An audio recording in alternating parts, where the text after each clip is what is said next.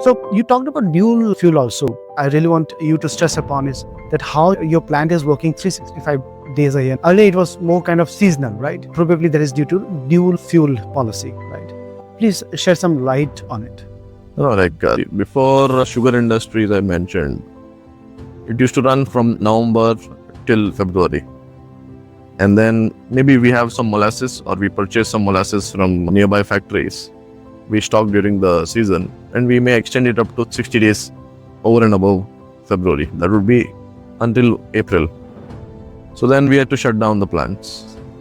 And then we need to wait for another 6 months or to again restart the plant.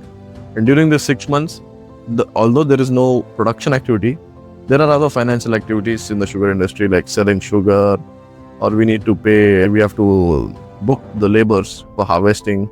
We need to finance the farmers. We need to finance the farmers' fertilizers. So there are other activities. But the cash flow of the company would be so tight that the companies would need additional financing for such activities. But now, why we ventured into grain and maize-based ethanol is that we are having the same fixed costs, be it labor or be it interest costs or any other fixed costs. When we ventured into an additional investment to grain-based ethanol, we have more number of operating days that generates a gross profit. So that gives us a big cushion in terms of liquidity and cash flow. Keep our factory running 365 days a year. And this industry is so beautiful that we are engaged in not only just revenue creation or not only just contribution to the government in terms of ethanol, but you have a sense of, sense of content, that feel happy, accomplishment, because you are engaged with thousands of direct employment, many more thousands of indirect employment. Because as and when sugar cane carrying tractor or truck comes to your factory, along the way it creates a huge small economy, be it through tire repair, be it through coffee breaks, be it through food breaks of drivers. You're supporting the livelihood of the entire supply value chain. So when we see, actually it is more than just the financial numbers. As a business owner, when I go to the sugar industry from November to February, when I visit my two factories, I see a lot happening. I see a lot happening along the way. And it is very fulfilling. Now with 365 days of operation, we can see that happening for the local economy surrounding our factory. So it is more of that. Because if you do trading or any other business, it is very confined to a specific niche category or niche set of groups of traders or set of farmers. But this, not just the farmer of sugar, maize, you expand it globally, you are contributing to the country's reduction in crude imports. And also you are contributing to the local farmer who is now getting better payments, faster payments, and now he can manage his finances better. Great. We're touching life of people, I believe, in the complete value chain. Fantastic. Coming back to you, on the basis of what Rajiv is saying, I believe there is ROI attached to it. There is economics attached to everything. Please shed some light on the economics, how the ROI is taken out, right? Especially plant-wise, and how economically it benefits the complete industry and the company. Okay. I will not be going on in specific numbers about the raw materials or the selling prices. But in general, if I have to say, this industry, having observed from the past 2 years, having spoken to many entrepreneurs, people who do their DPR, they do their calculations, I think in general, it's between 3 to 4 years, the return on investment. These are the numbers. Anybody who gets into it can break even in 3 to 4 years and start getting more money. Is it, Rajiv? That's true. And how much money you got to invest for what kind of KLPD is? Can you give your views on it? think minimal investment, minimum investment, I think people should consider maybe at least 200 crores in today's to be scalable and economically viable plant. I think 200 crores and with minimum capacity of 150 to 200 KLPD in today's scenario, I think it is the best one because you can scale more and your efficiency of the plant is better because the steam and the fuel required for any plant, it does not vary much. If you put up a 50,000 liters plant and a 150,000 liters plant, there's not much difference in terms of the fuel required. But when you're able to get more output in terms of liter with a slightly increase in the fuel requirement, I think that is better economic. Right. Exactly. So, I mean, that 150, 200 KLPD, I believe somewhere the economics fits better. I'm curious to understand, when did you started speaking with Arun, with FAMSUN about the project? What time did you get into conversation, both of you? I don't remember the dates, but how we got to know about FAMSUN was that we had multiple options. There was an Indian company, and then we had another partner of FAMSUN who came with the proposal that we'll want to give you FAMSUN milling grinders, and we'll do the other portions through a Canadian and Indian company mixed. So then I met Arun through that partner, and we went on to discuss. There's only one thing that we have in GM Group. We don't want to involve multiple people in a single project. So our philosophy is that if we go with a certain section or certain project, from the unloading, or in this case unloading, from end to end, we want a single company. That is how we go about it. So then when we had discussions, I told, see, FAMSUN, Arun explained, was predominantly into silo. So we were exploring silo options, and we had already, in one of our food park projects, we have set up a silo of GSI. It's an American company. Then we thought we'll go with GSI silo or an Indian silo, and then we'll have pre-cleaning done by an Indian company. That was our initial talks with different companies. So then when Arun came, he said, no, sir, we are also into silo. We are mainly into silo. We are into pre-cleaning. We do complete plants. And so that was this. So I told him, see, if you're into complete, I will take complete plant from you.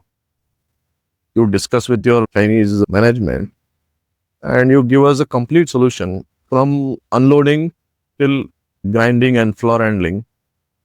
I want the floor output to my ethanol because my ethanol plant is already ready.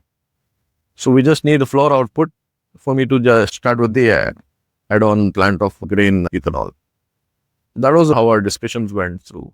And then subsequently, along with my cousin who were in the Croat, Vishal, we visited China. Then we had multiple visits. We visited Bueller, we visited FAMSUN, we visited one more company called Andritz. So, and then we also visited one of the largest plants in China, in COFCO. There they had two lines of 1,000 KLPD.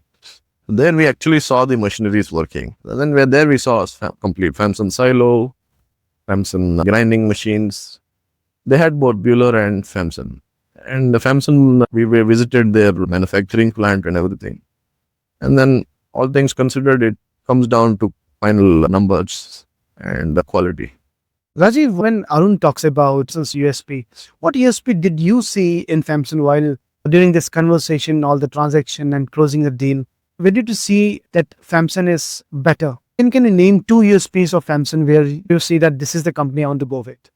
So when it comes to capacity in the market, FAMSUN had slightly higher capacity of milling per machine than the other competitors. One is that. And the other part was that what we have ordered or invested with FAMSUN is a complete end-to-end solution for the grain milling part, from unloading to pre-cleaning to silo storage to grinding and floor silos. The complete solution was only available with FAMSUN. When we spoke with any other vendors, so they had Bueller, for example. They have machines that Bueller manufactures, and then they have other partners who manufacture, fabricate the connections and the other portions of the plant. So what made us choose FAMSUN was that when we had discussions with Arun, I told him, see, you are a Chinese company. First of all, there's a misconception about China in India. When we had that, we're like, what China is quality? What is China? But then when we had the visit to FAMSUN facilities in China, which were very huge, and the way they manufactured the products, we were convinced that this is the way to go. So then we sat down with Arun and we told him, see, if we go with FAMSUN, I'm not going to go with just the mill, the grinding mill, or just the silo, or just your pre-cleaning products. I want a complete solution, all from FAMSUN China. So I told him, if you give me a complete solution from unloading till my grain floor holding, and then I need you to give me a weighed product to my ethanol plant. Only then we will choose FAMSUN. So then that was what the only option for us available in the market. If you go with any other company, they had 2 or 3 different partners who would engage in this. So what our plant we have put with FAMSUN, from the unloading section, including the electrical wiring, the cabling, the control system, the automation, and the logic, FAMSUN is reasonable. It is good quality at a reasonable price. Fantastic. I want to change the line of discussion we are having. We talked about ethanol industry as a whole. Where do you see ethanol industry, specifically grain-based ethanol industry, going in next 5 years? I want to give you one pointer here, Rajiv, that E20 has been achieved already, right? And there is no new perspective from the government coming in now, but I believe there are a lot of plans. As in the industries, where do you see in next 5 years, what is going to happen? No, see, ethanol is nowhere to go. It is here to stay. And ethanol is one of the base products for many industries. What we are seeing in the market buzz is only E20. There is more things ahead. Like there's a company throughout, they are venturing into sustainable aviation fuel. That is a huge market, still untapped. When today the whole world is moving towards COP26 and environment-friendly fuel, when we see options that are available for the market, when you see a electric car, is it truly carbon neutral? Is what we need to question. What we need to question very in deep. That is a big question that people often forget to do it. But when it comes to ethanol, it is not only carbon neutral, it is bio-friendly, and it is coming through a source that is bio-friendly. And when you see what industries manufacture ethanol and how the manufacturing of ethanol takes place, then you understand the real meaning of environment-friendly when it comes to maize and grain ethanol. Before, there was only starch plants that were consuming maize, and paddy, only rice mills used to take paddy. Now, there's a lot of rice husk in the market that was being burnt, or like stubbles that are being not used in the rice market. Now, due to a lot of ethanol plants, the rice husk market has risen. So rice husk is now being used as a fuel for boilers. So now we want to operate the grain-based ethanol plants. I have one option, that is rice husk, bagasse. If I have a sugar factory, I use bagasse. If I have nothing, I'll have to use either wood chips, mix of wood chips, or rice husk, which is available in the market, or I have to take coal. These are the three fuel options for a standalone ethanol plant of grain-based operation. Now, due to a lot of grain-based standalone plants in the country, the demand for rice husk is gone. That is the waste part of after they harvest, after they mill it in the factories. After the milling, they get the waste. That was treated as a waste before. Whatever the waste is available in any crop, which can be used as fuel, they're using it in ethanol industries. And then when you're generating such a economy locally, and you're producing something good for the country that is being blended with petrol and does not give any emissions, sure, it is something that is here to stay for long. And this is not something that India started. This is something which was planned long back, but our government, Prime Minister Modi, has given it a push. And we have countries that are running this since past 20 years, 30 years, like Brazil. So if we talk about a few things which will come rise in next 5 years would be, one is aviation fuel, use of bagasse. Anything else you want to suggest? No, it will be aviation fuel. And also there is one more interesting thing that is, I think it is called, PLA, PLA, polylactic acid. polylactic acid. So we visited some plant in Thailand. They're also doing that, polylactic acid. So they're actually importing sugar from India and abroad. Okay. Thailand, the sugar prices are very high. Actually, sugar in India is one of the cheapest place for sugar. They're importing sugar from abroad, melting it, processing it into ethanol, and then making PLA from that. Oh, great. So aviation, PLA, two things, and ethanol is here to stay. Right. So Arun, where do you see technically, if I talk about, because that is your expertise, in next 5 years, what technical upgradations you see coming, right? And also, I want to know your point of view. Where do you see the industry going in next 5 years? Talking specifically about ethanol industry, I think 2G ethanol is also being supported from the government and from a lot of scientists across India. They're doing a lot of experiments in 2G ethanol, and FAMSUN also has been a part of a lot of exhibitions and trade fairs in 2G ethanol.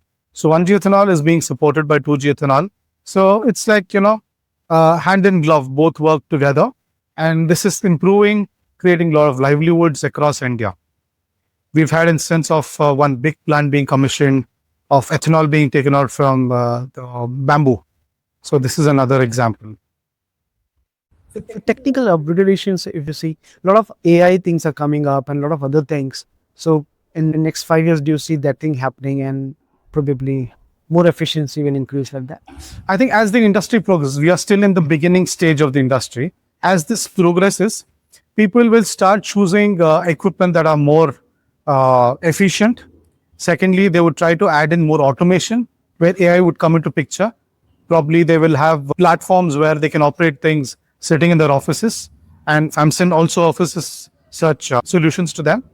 So this will add on to the industry. I think this will happen gradually as the industry progresses.